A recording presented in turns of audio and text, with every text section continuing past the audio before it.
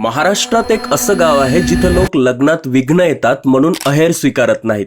अमरावती जिल्ह्यापासून जवळपास 45 किलोमीटर अंतरावर वर्धा नदी काठावर कौंडण्यपूर हे ठिकाण हस्तिनापूर, इंद्रप्रस्थ आणि कुरुक्षेत्र जेवढं प्राचीन आहे तेवढंच प्राचीन आहे.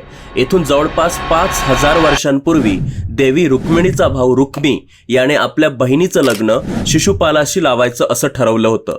पण देवी रुक्मिणीचं प्रेम भगवान श्रीकृष्णावर होतं आणि त्यासाठी देवी रुक्मिणीनं लग्नाच्या तयारी दरम्यान याच मंदिरातून सुदेव ब्राह्मणामार्फत भगवंताला पत्र पाठवलं की माझं रक्षण कर. श्रीकृष्ण यादव सैन्यासह तिथे आले आणि त्यांनी याच खिडकीतून देवी रुक्मिणीचं हरण केलं.